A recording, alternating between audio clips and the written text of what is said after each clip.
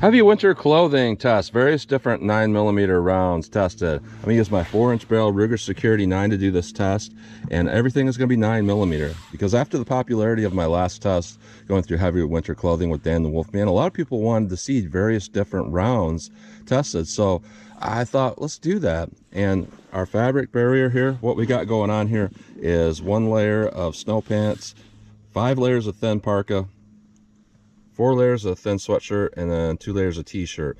And what that represents is not just on the chest, that represents going through an arm, going through the start of the sleeve and then the back side of the sleeve and then into the thoracic cavity and possibly through a pocket. So that's our worst case scenario. That's why I'm using basically triple of what maybe an average person might wear in the winter. So I got a lot of requests to do different ammo types. So we're going to see what we get here. So I got some Federal HST, a 124 grain. I got some Underwood, and that's using the 124 grain bonded. So that's like a gold dot. A lot of people were asking about the ballistic tip type round. So we got our 115 grain Hornady critical defense. We got our 124 grain plus P Hornady critical duty. I brought out this. Nobody asked for that, but I want to see what that does. We got our ARXs, which is kind of like the Novix round. We got some 100 grain plus P Powerball. We got some maximum expansion, which is a solid copper hollow point that expands out really big. You always got your 9mm full metal jacket guys. Well, in winter, I use full metal jacket. And then a lot of people wanted to see XTP. So I got a 124 grain plus P Buffalo Bore XTP. And the most requested was to see what an Extreme Defender would do through this type of barrier there. So I got our 90 grain Extreme Defender. So what we're going to do for our test is our real world simulation with that heavy fabric on the front. So basically one of these here on the front here, we have our chronograph set up to hopefully catch some reads. 3 inches of clear ballistics followed by a 1/4 inch medium density fiberboard to represent hitting ribs or sternum. So, you know, this is like a pectoral muscle and it's a half representation of flesh. So this is more like an 1.5 inch pectoral muscle. So we got, you know, 3 inches of clear ballistics, a 1/4 inch MDF, 16 more inches of clear ballistics, another 1/4 inch MDF at the back to represent hitting back ribs. Then we have another 3 inch piece here that represents hitting back fat, and then another one of these barriers on the back side. So we're going to see what we get with these. It should be a very interesting test because every one of these rounds, pretty much every one of them is of a different design. So let's get started with this test. All right, so I'm going to do a couple rounds here, and then we're going to take a look, and then we'll repeat that process. So we got our Federal HST 124 grain standard pressure, and then we got our Underwood gold dot for basically that's a plus P. So let's see what we get here with our Federal HST and our standard pressure here through our heavy winter fabric. 1167 feet per second. Now let's hit that with our gold dot. Our Underwood bonded is what it's called, plus P. 1170 feet per second, not much difference. Velocity with this beat a plus P. Let's go take a look.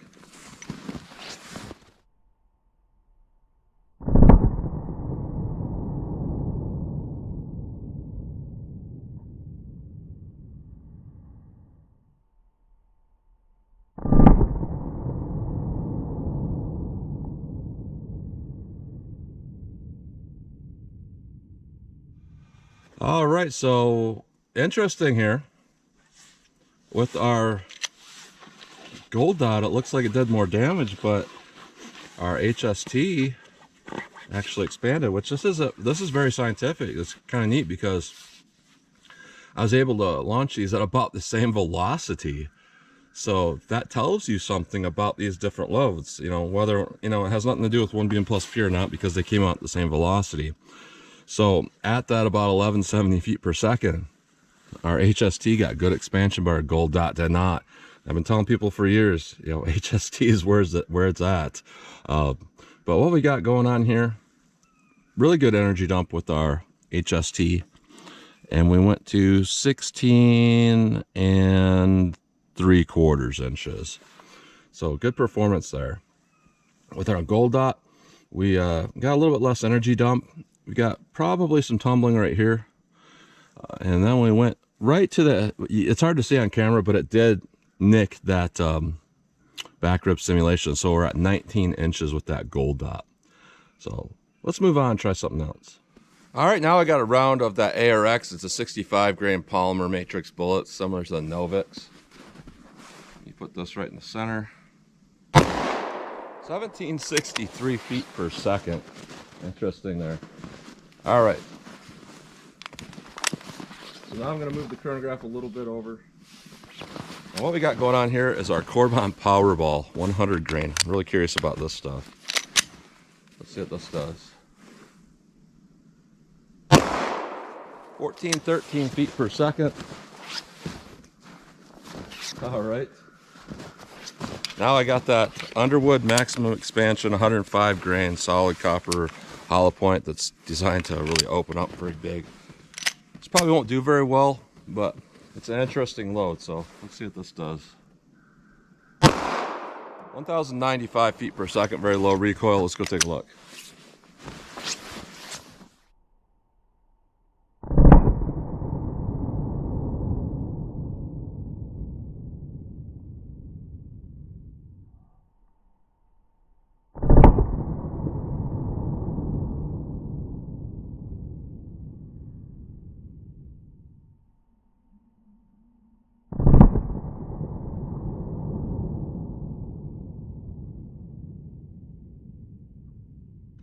All right, so some very interesting results here.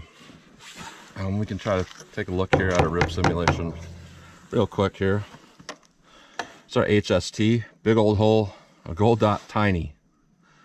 Then we have right here, this is interesting, our ARX is that little hole there. Down there's our maximum expansion, and up here is our, or no, that's our maximum expansion. Down here is our Corbon Powerball.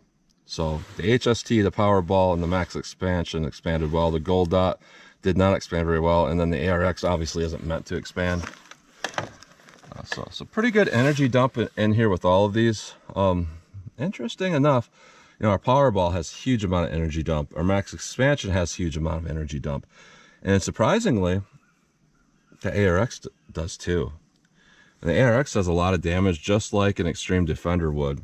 And that went along this path before, you know, this Powerball went in there. But with our ARX, we got 17.5 inches. So that's pretty good overall, to be honest. That's not bad.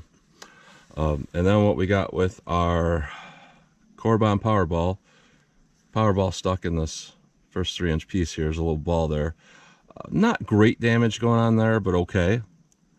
And that core went to 14.5 inches. Our jacket was shed at about 11.5. Then our max expansion has a little bit of expansion, moderate expansion, and that went to 7 3/4. Obviously not very much penetration there. So interesting. Let's pull this block off. We'll reset everything here, and we'll move on with some more rounds of ammo. All right, so I reset up everything. I switched the fabric from the back to the front so it's fresh. And we got a fresh piece of clear ballistics 3-inch piece, a fresh medium density fiberboard, and so on. So first up in this next test here, we're gonna do our critical defense right here, and our critical duty over here.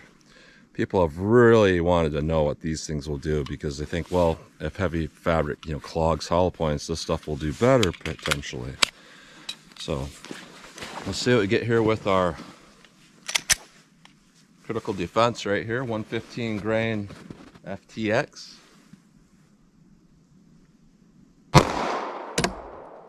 (1,076 feet per second). Let me run one more. And a lot of times that fabric causes these to be off kiltered a little bit, so they want to go down, and then when they hit the MDF, then they want to go down more, so it went underneath that block. So one more with our critical defense. 1,092 feet per second. Now we have our 124 grain plus P critical duty. People were saying this probably would do better than that one in the past, so let's see how our critical duty does. 1152. Let's go take a look at those. All right, somehow I didn't even hit the gel block. I didn't even hit the fabric. I don't know how that's possible. I've been doing this a long time. Critical duty, I'll try it again.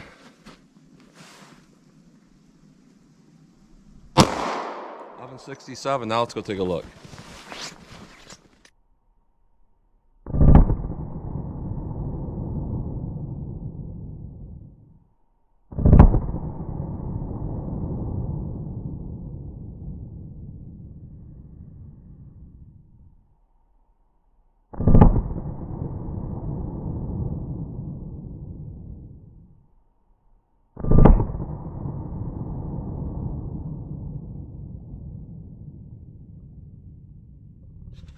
All right, so that's one of the weirdest things I've seen.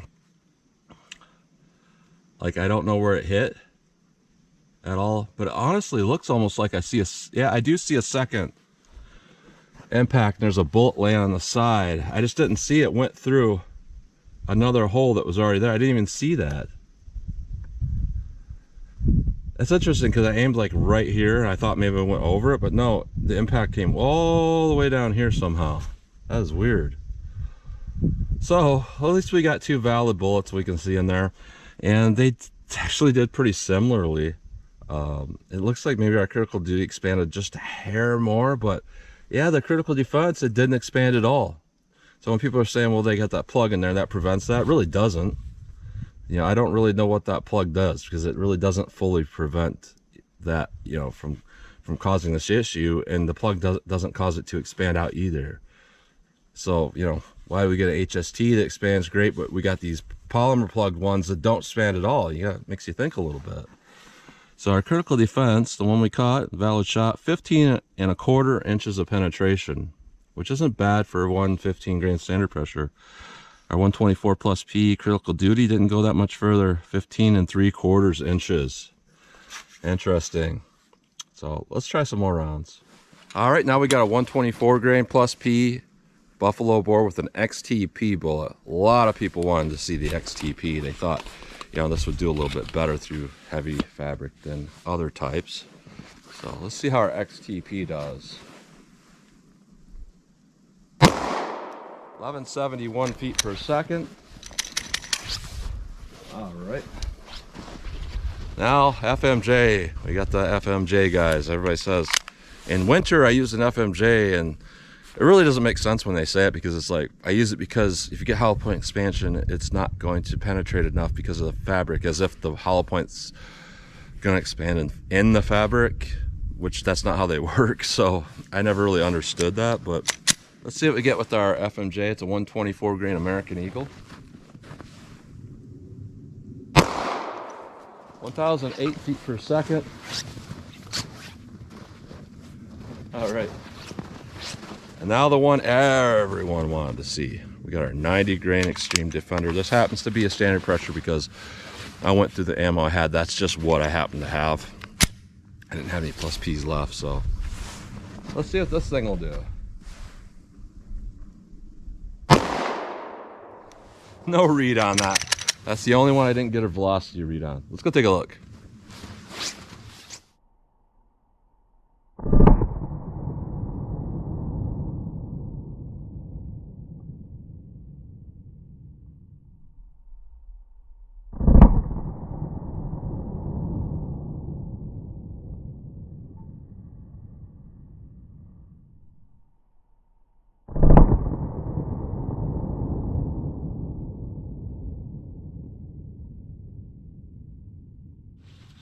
All right, so some of this is sometimes hard to decipher what we're seeing here, but what we got with our full metal jacket, I'll do that one first.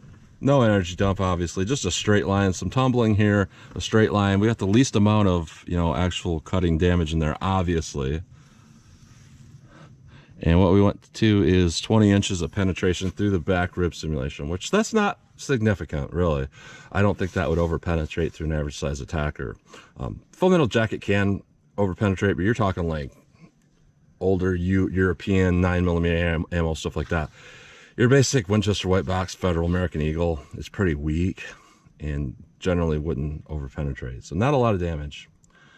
Out of these last three here, are the one that has the most cutting damage in there overall is going to be our XTP, and that really didn't expand much at all, and that went right to our rib simulation at 19 inches, kind of nicked that. Our Extreme Defender, even though this didn't expand really, our Extreme Defender has almost exactly the same amount of energy dump in here. A little bit more than our FMJ, but not really any more than our non-expanding XTP. So we got okay amount of damage going on in there. And it went inward to the left for some reason. And what we got going on there is 16.5 inches. So pretty good overall with that. I can't say it's better than other stuff, but not bad. So yeah, we had a couple shots here that were pretty close on the the critical defense, and then I think our critical duty went through right there, really close, where I couldn't find it. And then our second critical duty there. So our critical duty actually did pretty well when it comes to how much energy dump is in there, because one of the pedals is sticking out pretty well. Tiny little hole there with our FMJ. Not much bigger with our XTP. Now our Extreme Defender, it's bigger because it's tumbling through. And I keep telling people that it's tumbling. That's part of what happens. And I keep showing proof, but then they keep denying that it's tumbling. It's tumbling. It's not necessarily a bad thing. It did okay overall. But, you know, it is tumbling through a little bit. So looking at this, you know, overall, our standard pressure, HST, did the best in my opinion, looking at all these shots here, which is pretty incredible. And our second place here, which is a pretty far off second place, is going to be our critical duty, and that's a plus P. So that didn't do, you know, that good compared to the HST. So really the HST just stands out. It's been standing out for a long time as being a great load. Our gold dot didn't do all that well.